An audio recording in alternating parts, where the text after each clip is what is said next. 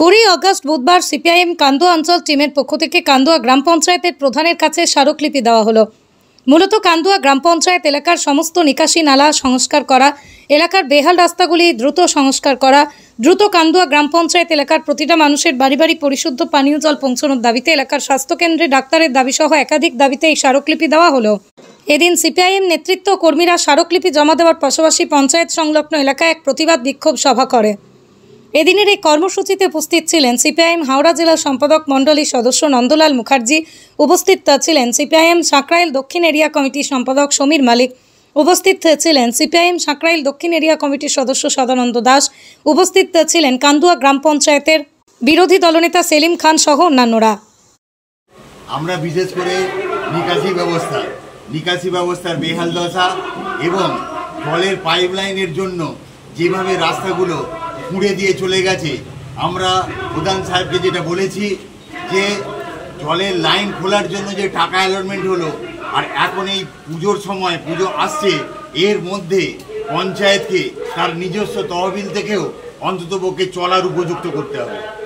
দুটো দাবি ছাড়াও আমাদের যেটা দাবি ছিল যে আমাদের এই ইন্ডাস্ট্রিয়াল বেল্ট এলাকায় দেখা যাচ্ছে অনেক মদের দোকান গজিয়ে উঠেছে বেআইনিভাবে, সেই মদের দোকানকে তুলতে হবে এবং এলাকার গরিব মানুষ যারা ওই 200 টাকা 300 টাকা বেতনের ওই বেসরকারি জায়গায় চাকরি করছে, তারা 100 টাকা 200 টাকায় মদ খেয়ে চলে আসছে, বাড়িতে অশান্তি হচ্ছে। সুতরাং বেআইনিভাবে যে মদের দোকান তৈরি হয়েছে সেগুলো তুলতে হবে। যদিও এই সরকার, বিশেষ করে আমরা লক্ষ্য করে দেখেছি, এই সরকার মদের আয়কে প্রাধান্য দেওয়ার জন্য এলাকায় এক হাত ছাড়া মদের ব্যবস্থা করছে, যেটা আগামী দিনের প্রজন্ম এবং আগামী দিনের মানুষের কাছে খুব দুর্বিষহ অবস্থায় দাঁড়াবে। প্রধানের পক্ষ থেকে এখন এই সরকারের একই সিস্টেম, খালি দেখছি আমরা দেখছির জন্য আমরা কিছু সময় দিয়েছি। এই সময়ের মধ্যে যদি ব্যবস্থা না হয়, আমাদের দাবি দেওয়ার যদি ঠিক জায়গায় না পৌঁছায়, আগামী দিনে আমরা জনগণকে নিয়ে বৃহত্তর আন্দোলনের মধ্যে। কদিন সময় দিয়েছেন? আমরা 1 মাস সময় নিয়েছি, বিশেষ করে এই দুর্গাপুজোর আগে যাতে রাস্তাটাকে ঠিকঠাক করা যায়। সেই জন্য আমরা দুর্গাপুজোর আগে আমরা দেখব যে রাস্তার পরিস্থিতিটা কি, এবং অন্যান্য জিনিসগুলোকে আমরা বলেছি। তাতে করে উনি যেটা বলেছেন, বিশেষ করে আমাদের এমএসকে ছাত্র 70 জন, শিক্ষক 1 জন, এই অবস্থায় ওনাকে বলেছি যে এমএসকে ছাত্ররা সেভাবে পরিষেবা পাচ্ছে না, পরিষেবা এবং পরিকাঠামোগত জন্য শিক্ষক নিয়োগের বা সেখানে কর্মচারী নিয়োগের ব্যবস্থা করতে হবে। এসএসকে গুলো আজকে উঠে যাচ্ছে শুধু শিক্ষকের অভাবে, শিশু শিক্ষা কেন্দ্র বলে নেই, আইসিডিএস গুলো চলছে ওইভাবে।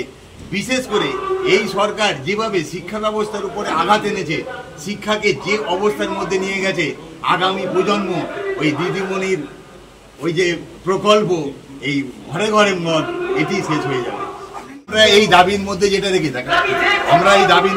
রেখেছিলাম 17 জুন 2025 কয়েকজন নির্বাচিত পঞ্চায়েত সদস্য, পঞ্চায়েত সমিতির সদস্য ও একদল পঞ্চায়েতবাসীকে সঙ্গে নিয়ে প্রধান সাহেবের উপরে ভুয়ো মাস্টার রোল করে টাকা তুলে নেওয়া, মৃত ব্যক্তির নামে মাস্টার রোল করা, কয়েকজন নির্বাচিত পঞ্চায়েত সদস্যর স্বাক্ষর জাল করে পঞ্চায়েত থেকে টাকা তুলে নেওয়ার অভিযোগে ব্যাপক গোলমাল হয় এবং যেটা সোশ্যাল মিডিয়ায় বিরাটভাবে প্রভাবিত করে।